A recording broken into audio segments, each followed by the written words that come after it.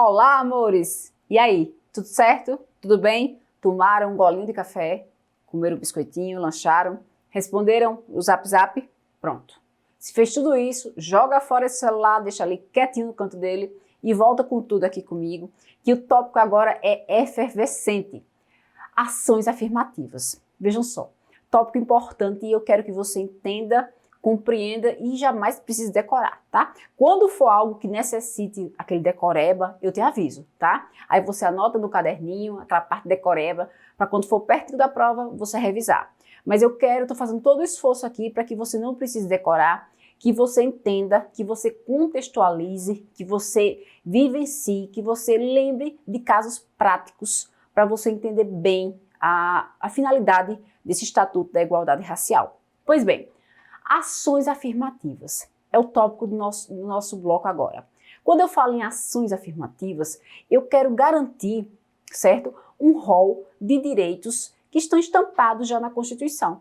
Aí você me pergunta, professora, mas por que eu preciso de outra lei para garantir o que já é uma norma de eficácia plena que se aplica de forma imediata?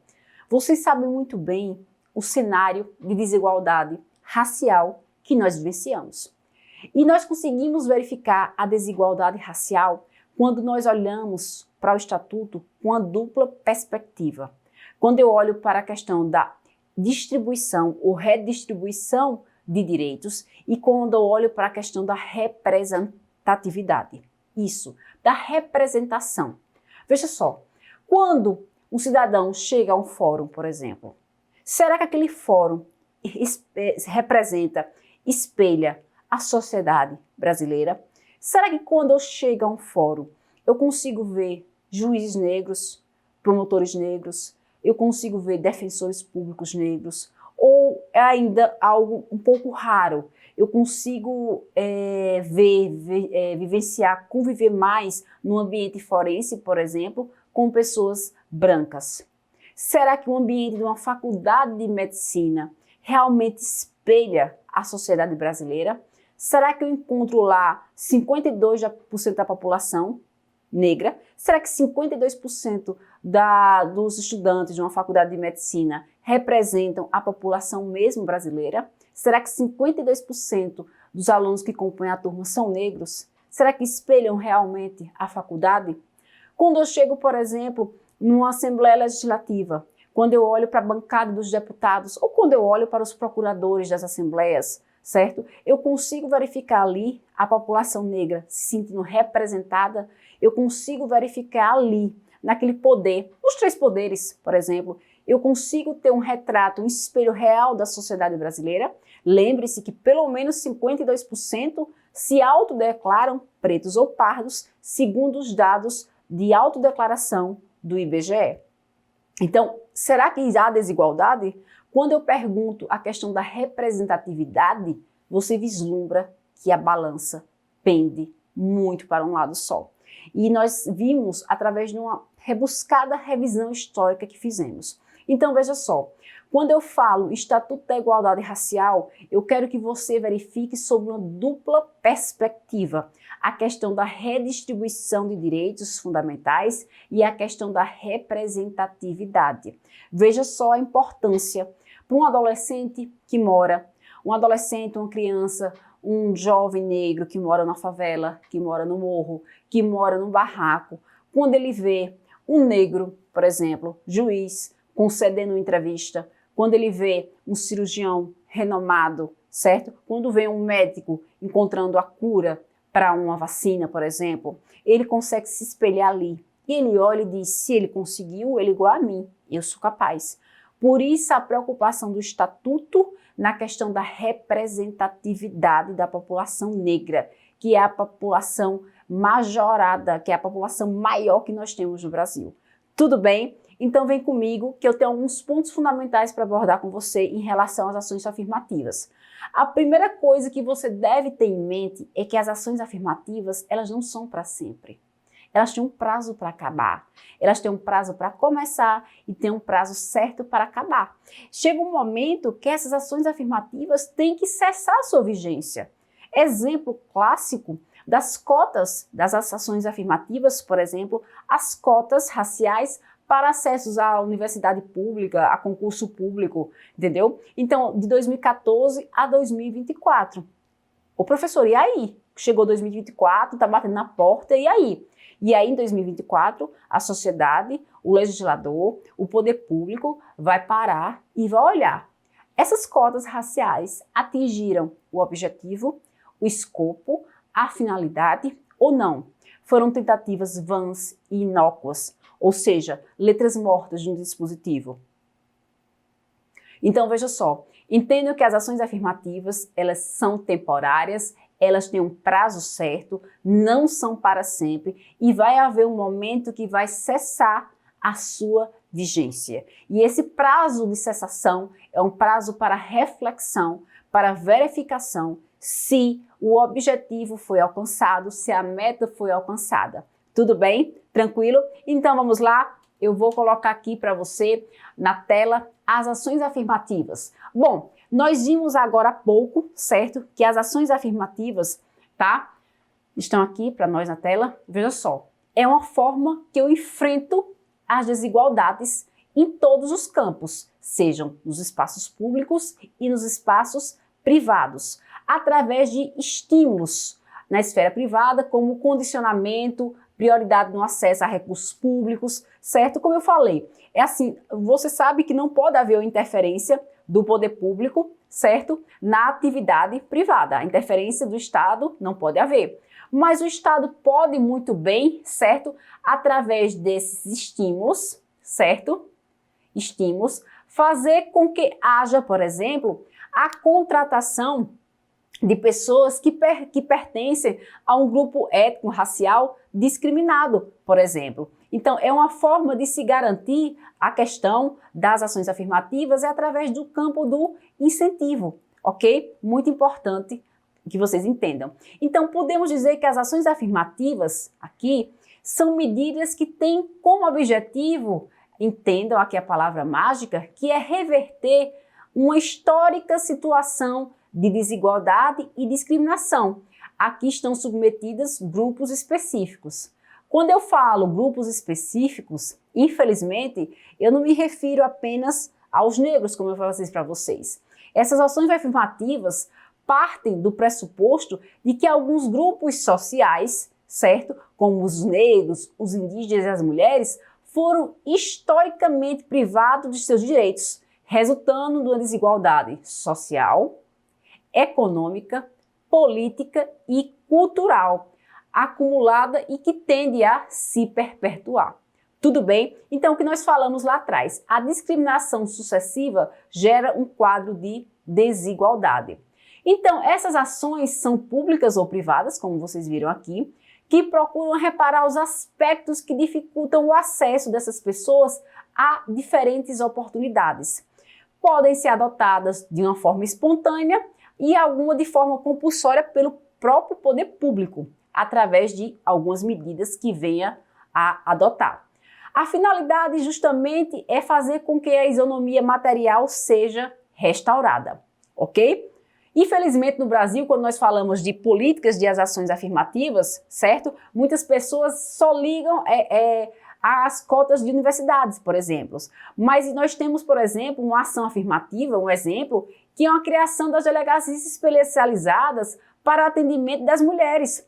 Quando eu crio uma delegacia dessa forma, eu parto do pressuposto de reconhecimento de que as mulheres sofrem historicamente um tipo de violência que resulta de sua estrutura desigual. Então, veja só, a criação das delegacias por si só, lógico, ela não vai sanar, ela não vai resolver o problema, certo?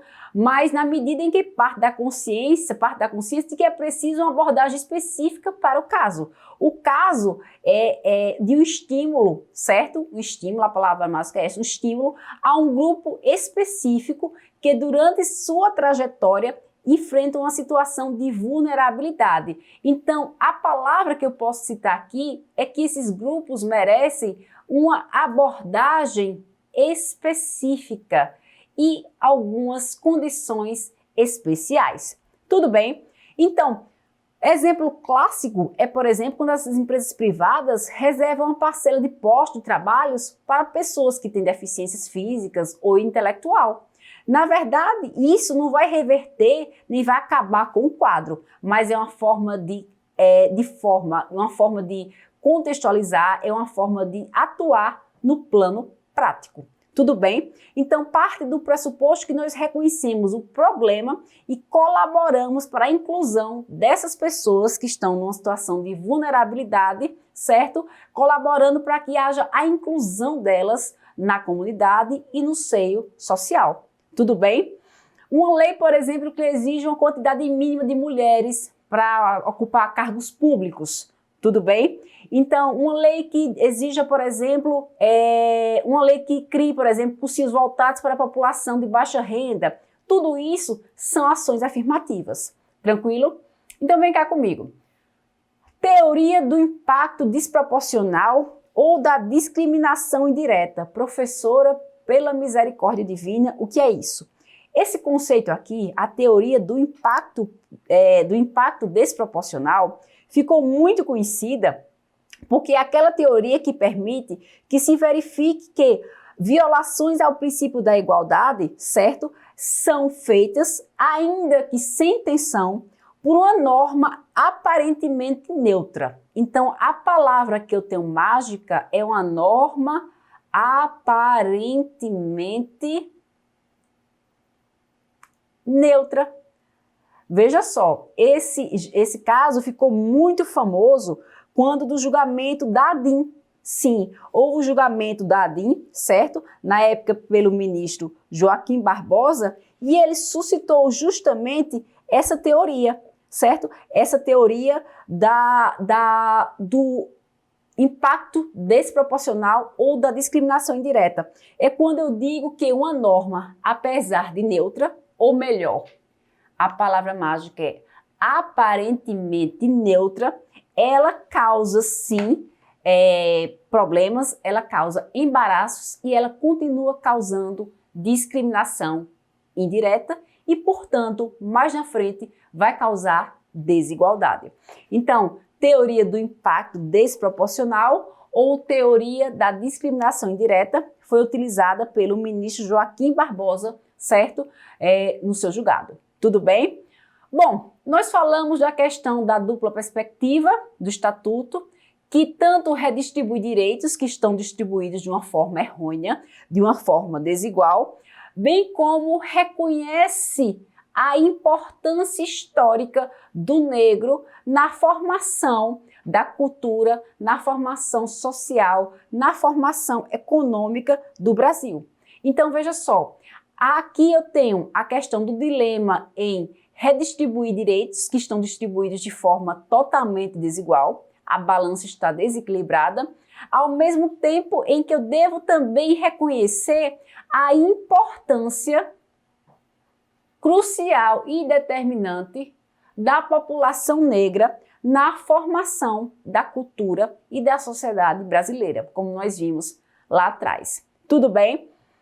Eu também falo sobre a representação, que a população que sofre vulnerabilidade deve se sentir representada, tanto nas esferas públicas quanto na esfera privada. Então veja só, quantos professores renomados, quantos professores bem-sucedidos você conhece que são professores negros? Será que estampa o quadro da sociedade brasileira? Será que as vagas das universidades públicas, dos concursos públicos mais concorridos, será que eles espelham o retrato da população brasileira? Será que os negros, as mulheres e os indígenas estão representados?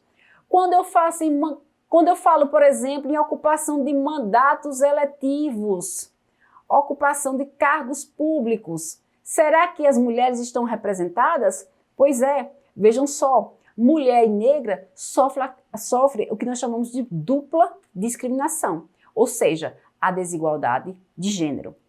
Agora, gente, é óbvio que para conseguir a isonomia material, para eu conseguir que essas ações afirmativas funcionem, eu preciso de uma significativa modificação nas estruturas institucionais do Estado. Sim, de todo o quadro do Estado.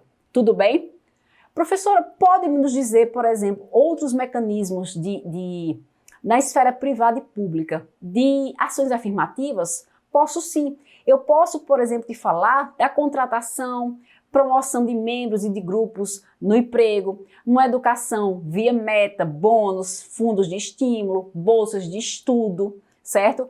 Empréstimos, por exemplo, do setor público para os pequenos empreendedores, preferência em contratos públicos, determinação de cotas mínimas de participação na mídia, por exemplo. Sim, eu posso muito bem determinar uma cota mínima de participação na mídia, na vida política, nos outros âmbitos, com o objetivo de garantir uma recuperação financeira, distribuição de renda, melhoria nas condições de estilo de vida, tudo bem? Então, uma política de valorização da identidade negra. Tranquilo? Tudo bem? Então, vamos lá.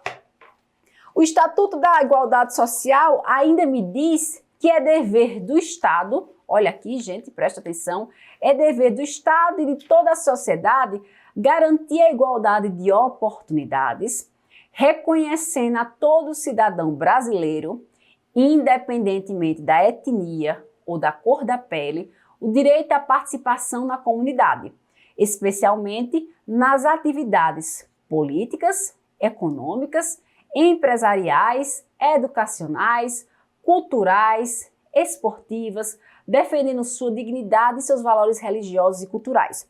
Percebam aqui, veja só, que incumbe ao Estado, certo, garantir a efetivação dessas políticas públicas. Veja só, aqui cabe ao Poder Executivo garantir a implementação através, que acontece, né, de seus decretos.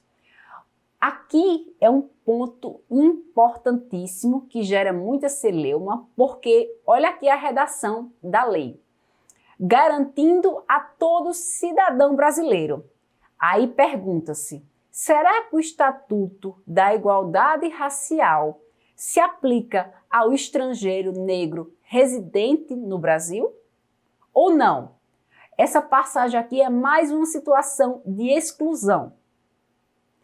Entendemos muito bem que sim, tá? Da mesma forma que a Constituição nos traz que são garantidos aos os brasileiros estrangeiros residentes no país a vida, a liberdade, a igualdade, a segurança e a propriedade, nós entendemos que sim, apesar de o Estatuto fazer uma menção expressa a cidadão brasileiro, ou seja, o cidadão é aquela pessoa que está em pleno gozo dos direitos políticos, ou seja, que tem a listabilidade eleitoral, que tem pelo menos 16 anos e que sobre ela não recai nenhuma situação de perda ou suspensão dos direitos políticos.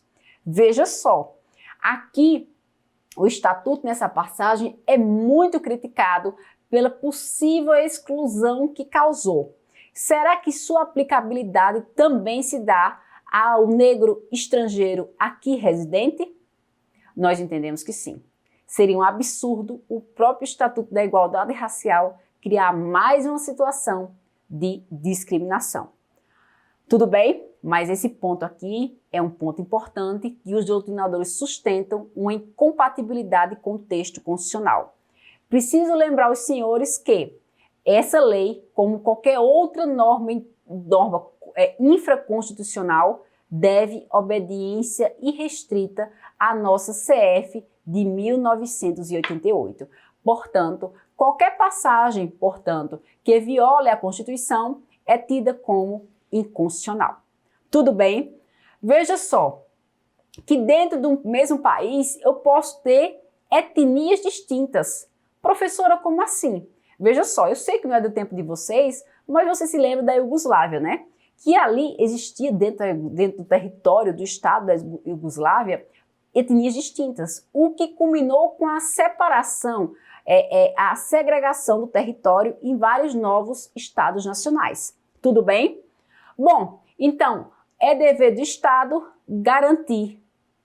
da sociedade, garantir igualdade de oportunidades, reconhecendo a todo cidadão brasileiro, independente da etnia ou da cor da pele, o direito à participação na comunidade, especialmente nas atividades políticas, econômicas, empresariais, educacionais, culturais, desportivas, defendendo sua dignidade. Gente, a questão do esporte e da cultura aqui é um tema bastante denso no Estatuto.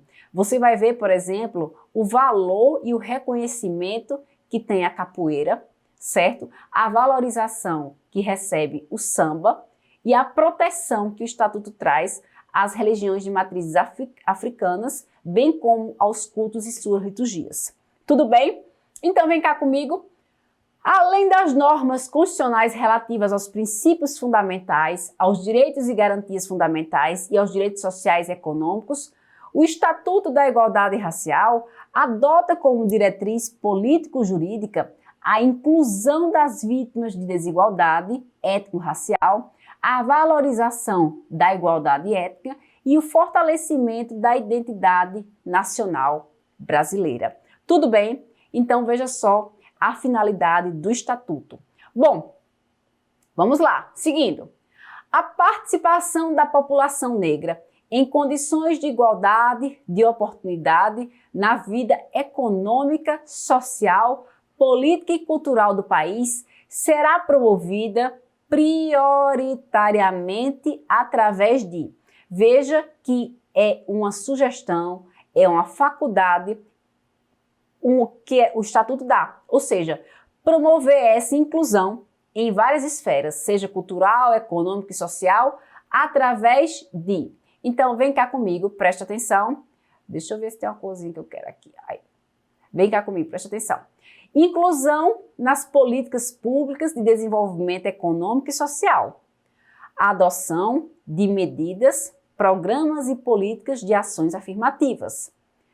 A modificação das estruturas institucionais do Estado para adequado enfrentamento e superação das desigualdades étnicas decorrentes do preconceito e da discriminação.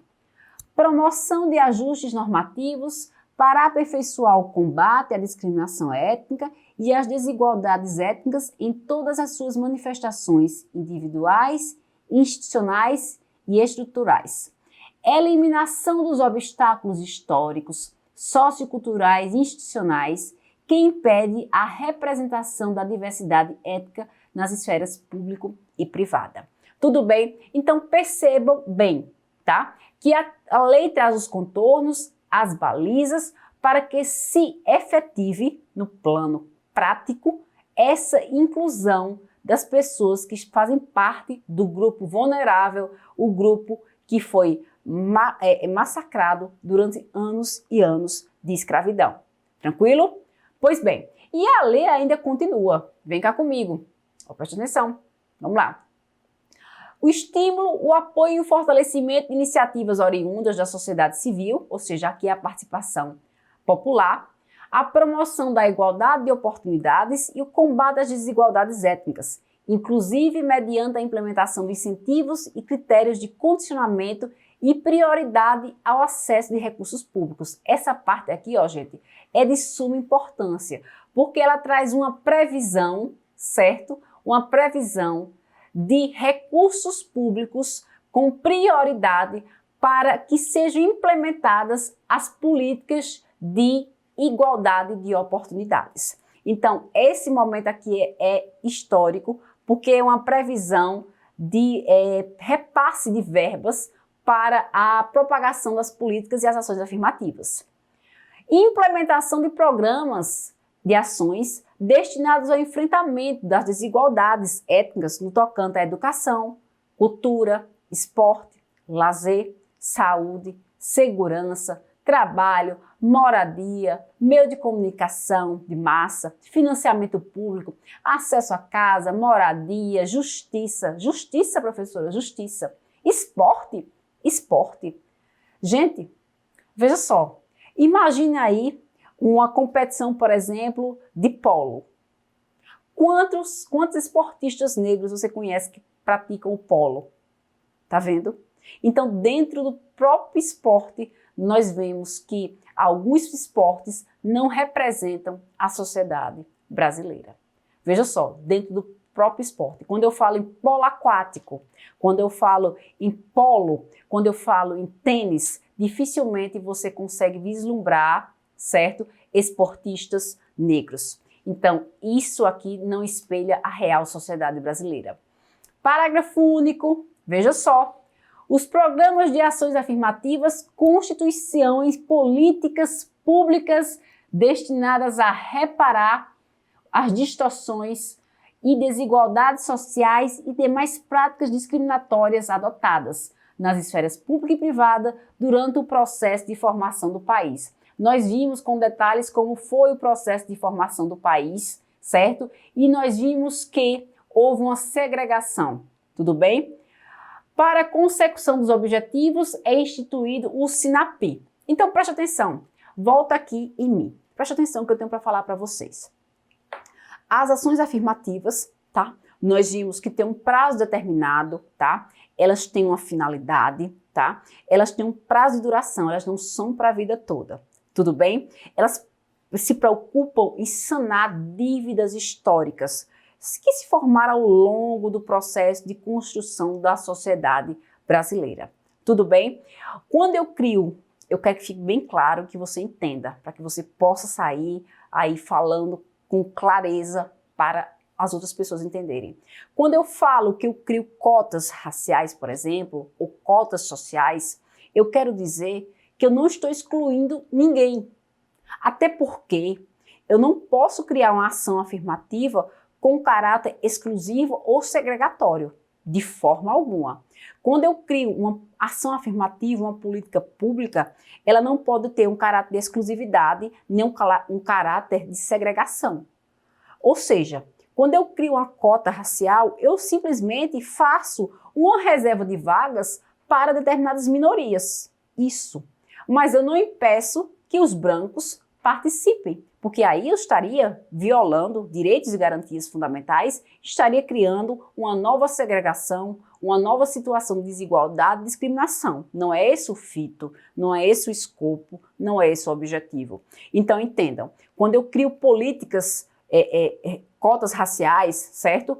Por exemplo, cotas para acesso a concursos públicos ou cota para acesso a ensino superior, eu simplesmente reservo temporariamente vagas para candidatos que estão numa situação de hipossuficiência, de fragilidade histórica, cultural, econômica, social, certo? Haja vista todo o histórico de formação do Estado brasileiro. Então, aprenda e não esqueça, a política pública, a ação afirmativa, jamais pode ter um caráter segregador, um caráter de exclusividade. Tudo bem? Tranquilo? Então, com esses conceitos de hoje, nós fechamos mais um bloco do Estatuto da Igualdade Racial e daqui a pouco voltamos para a continuidade dos nossos estudos. Eu te espero!